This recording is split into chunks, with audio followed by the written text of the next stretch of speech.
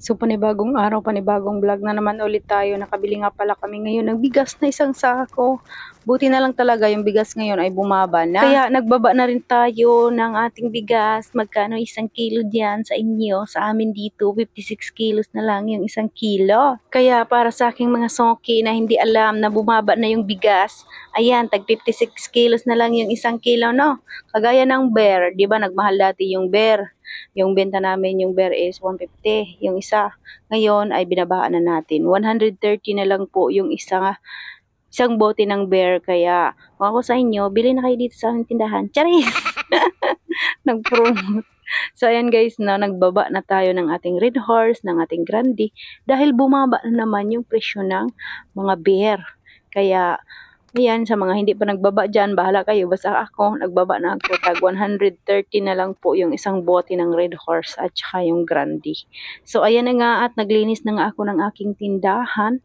Dahil medyo maalikabok na naman at hindi ko nga nalinisan dito mga 3 araw ata. Hindi ako nakapaglinis dito kasi nabisi nga ako maglaba, magtupi, at maglinis doon sa kwarto ni Ate Amshi. At nabisi rin ako guys no, nung isang araw maggawa ng snacks ba dahil wala pa nga kaming tinapay. So ngayon at medyo tinatamad ako, hindi ako naggawa ng snacks. Ano lang yung ginawa ko, yung palamig lang yung ginawa ko dahil super init dito sa amin. Parang mas mainit pa ata ngayon kaysa nung summer.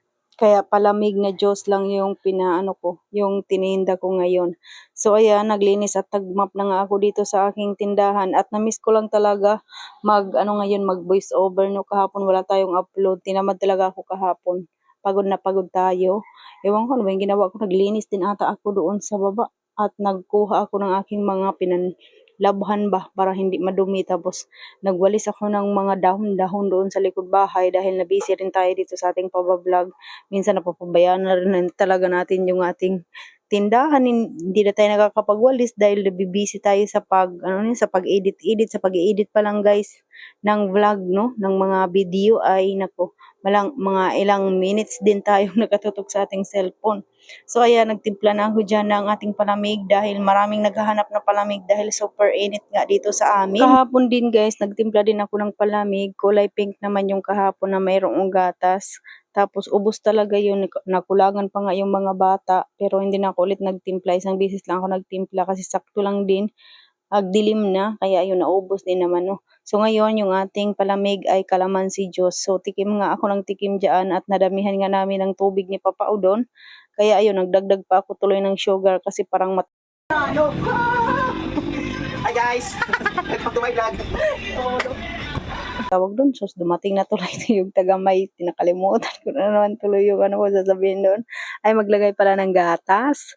Yun, lagyan ko sana yung gatas, kaso lang nagtry ka akong uminom ng konti doon sa baso, baka nga ang pangit ng lasa. Ang pangit nga naman ng lasa nung nalagyan ko ng gatas, tapos may calamansi juice, ay ang pangit nga naman ng lasa, kaya hindi ko tinuloy na lilagyan ng gatas. At saka okay na rin yung ganun, calamansi juice lang siya. At bigla nga dumating itong yung ahente ng Mighty dahil ngayon yung schedule nila. So, konti lang naman yung aking binayaran dyan. Pahigit 5,000 dahil yung kinuha ko dati ay 2 camel at saka 2 Mighty. Hindi na talaga ako nagpapaiwan ng marami kasi masakit sa ulo dahil babayaran mo talaga lahat yan. Pag iniwan nila, yan. Halimbawa, nag-ipaiwan sila ng 10-10.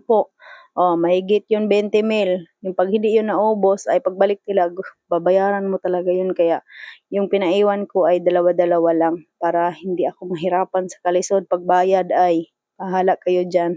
So, ayan. At nagtanong nga siya dyan sa akin kung ano yung mga promo sa kabilang linya. Sa kabilang ahente, yung nagdala ng Marlboro, sabi ko wala naman silang pa-promo ngayon. Upwards lang ata. Sila kasi ay meron silang pa-promo pag kumuha ka ng camel ng isang rim, merong free na isang kaha.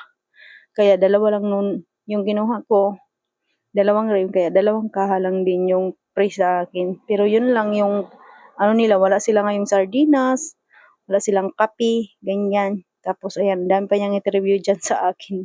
So sumasagot lang naman ako kung ano yung mga inutos at yung mga sorby ba. Yun yan. sagot lang naman tayo kung ano yung totoo. So yun lang yung pa-free nila guys, no, dalawang kahang camel. Tapos ayan, marami pa siyang tinatanong sa akin dyan kung ano-ano pa mga pa-promo ng Marlboro. Sinabi ko lang upwards at saka yung binabawas ata nila yung mga yung isang halimbawa mayroon kang isang kahang chister, kinukuha nila yan tapos binabawas na nila doon sa ano yung sa babayaran mo ba. So yun lang yung promo ng Marlboro. Sa kanila ay merong free na sigarilyo. Pero mas maganda sa Mighty guys, no. Meron silang palibreng isang kaha. Dati meron yan silang palibreng mga kape, sardinas, ganyan. Tapos ngayon ay wala na. Tanong ko nga si ahente dyan kung ano din pa promo sa iba, kung same lang ba yung mga promo dito sa amin at saka doon sa ibang lugar. Sabi naman niya ay paiba-iba daw yung promo, no. Kaya iba-ibang lugar, iba-ibang pa-promo ng ahente. Kaya wala tayong magawa kung sa ibang lugar naman ay iba yung binibigay sa kanila. Tapos kung ano lang yung mga ano sa bossing nila kung ano yung ipapalibre, yun lang. So ayan na yung kinuha ko guys, ayan yung order ko. Dalawang rim na camel at saka dalawang mighty. Tapos ayun na, dinagdag siya sa akin na dalawang Winston. Kaya yung aking babayaran dyan ay mahigit 5,700 kasi may dalawang Winston pa yung dinagdag niya kasi baka daw may naghanap. Kaya yun lang. Ayan lang yung aking kinuha. Tapos dumaan din yung nagtitinda ng mani. Bukas magde-deliver daw siya. Pero meron pa naman ako dyan yung tagli 5 pisong mani. Kaya ayan, ilabas ko na para bukas. Ay bago na naman ulit yung ating mga mani. Mabenta rin yan dito sa akin yung mga mani. Pag wala akong mga chichirya kasi pag nagbili ng beer, siyempre mani yung hinahanap. Sarap kasi yan pang pulutan yung mga mani. So ayan, at dahil nga na busy ako dyan guys, no, hindi ako nakapagtimpla ng aking waffle pancake. Kaya ayun, pinagliban ko na yung pagtimpla ng aking waffle pancake kasi hindi ko masikaso yung mga nabili. Tapos, ayan, patakbo pa ako sa labas. So ito nga guys, yung ating resibo. Yan. August 15 sila babalik. Tapos yung babayaran ko naman ay 5,700 mahigit.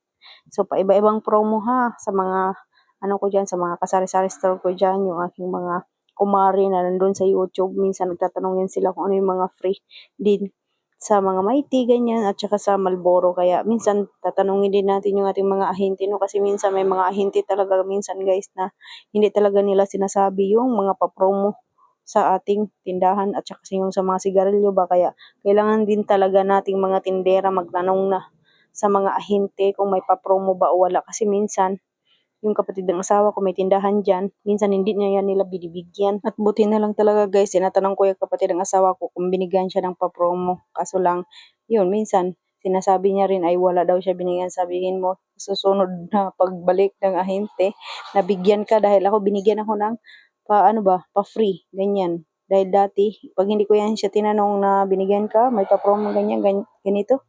Kaya tanungin talaga natin yung mga ahente na iyan kasi minsan ay mandaraya yan. Charis. Siniraan yung ahente ka, girls. Malitaw guys, no? Dapat talaga natin tanungin kung ano yung mga papromo kasi yun yung mga sinabi sa akin doon. May napanood ko ba na talagang tanungin lang talaga natin yung mga ahente talaga.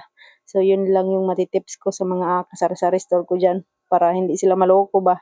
Yung mga ahente nga manloloko, ayan, dapat talaga tanungin natin yan. So ayun lang. Dami kong yaw-yaw dyan. So, ayan, pinapakita ko yung resibo kung magkano yung babayaran ko pagbalik nila. Ayan, August 15 sila babalik. Hindi man makita. Oy, kay baliktad man yun. Kaya bahala kayo dyan. So, yun lang naman yung aking maishishare sa inyo. Maraming salamat. Bye!